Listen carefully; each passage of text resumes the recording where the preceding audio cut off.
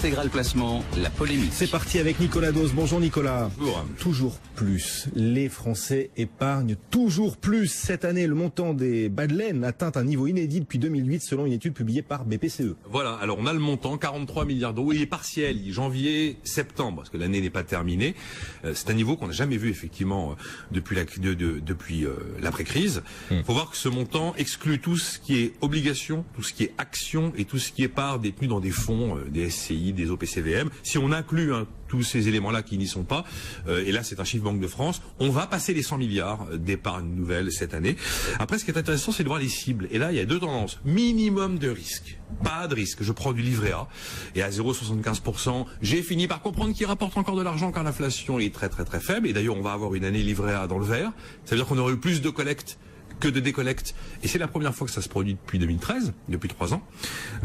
Et puis alors l'autre truc absolument incroyable, c'est les dépôts à vue, les comptes courants qui augmentent. Voilà. C'est la deuxième année qu'on devrait trouver plus de 30 milliards stockés dans l'année sur les comptes courants qui évidemment ne sont pas rémunérés. Ça s'est produit également l'an dernier. Et la deuxième tendance très marquante, c'est la recherche de liquidité et de disponibilité d'argent. C'est-à-dire qu'il y a toujours des stars, le plan d'épargne logement, il y a toujours des stars avec l'assurance vie, mais qui ont ralenti un petit peu depuis le milieu de l'année. Et on veut que l'argent soit totalement disponible. Et pourquoi les Français sont de si gros épargnants ? Alors, il y a le traditionnel effet ricardien, qui est, c'est vrai, contesté par pas mal d'économistes, enfin quelques économistes, qui supposent que lorsque vous êtes dans un pays qui a beaucoup de chômage, qui a beaucoup de déficit, qui est marqué par une instabilité fiscale forte, eh bien, vous avez une tendance à l'épargne qui est plus grande que la consommation. En gros, quand vous avez un État laxiste qui vit avec le « je dépense donc je suis », eh bien, le citoyen, lui, c'est « je dépense moins et je consomme moins et j'épargne plus ». Ça, c'est très marquant. Et puis après, il y a une anticipation qui est assez rationnelle et qu'on va retrouver en Allemagne aussi, où ils sont des gros épargnants.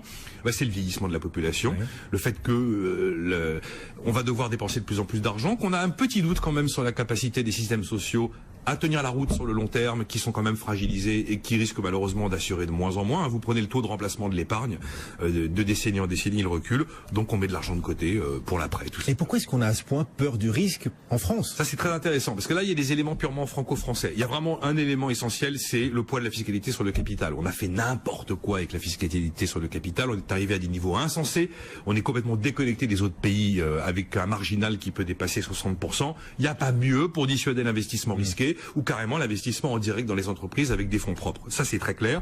Après, il y a un deuxième phénomène qui n'est pas que français, mais qui est assez puissant en France, le refus, alors je sais pas, intellectuel, de voir l'impact de la macroéconomie sur les finances personnelles. On a des taux super bas. En théorie, on n'arrête pas d'en parler, voilà. Particulièrement dans Intégral Placement. Ouais. Mais bon, les Français ne consomment pas qu'Intégral Placement et BFM Business, et donc il y a cette idée qu'effectivement avec des taux très bas, il vaut beaucoup mieux avoir des dettes que d'avoir de l'épargne. Et ben dans les faits, on constate absolument l'effet inverse. Et puis après, là il y a une grande différence, elle est culturelle, notamment entre les Français et les Anglo-Saxons. On vit dans un monde d'incertitude, de changement, de mutation, et il est vrai qu'un Français, dans une phase de changement et de mutation, il se demande ce qu'il a à perdre.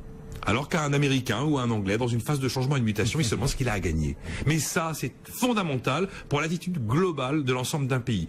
Alors quand même, il faut remarquer qu'il y a eu un phénomène marquant cette année, c'est que, et ça vous en parlez sûrement beaucoup mieux et beaucoup plus que moi, les fonds en unité de compte ont quand même sacrément progressé par rapport aux fonds en euros. Je n'ai pas regardé les chiffres, mais je pense que vous les connaissez.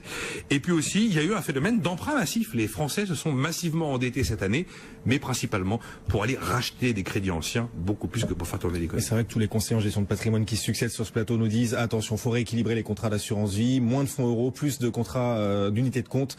Et c'est vrai que ça semble porter ses fruits cette année. Hein, les comptes qui c'est probablement un bon mouvement par rapport à ce qu'on voit sur les taux longs se profiler pour 2017. La question de savoir si 2017 sera une année de crack obligataire est posée. Personne n'a la réponse. Mais la question est posée. Nicolas Dose. La polémique, c'est tous les jours. À demain, Nicolas, pour de nouvelles aventures.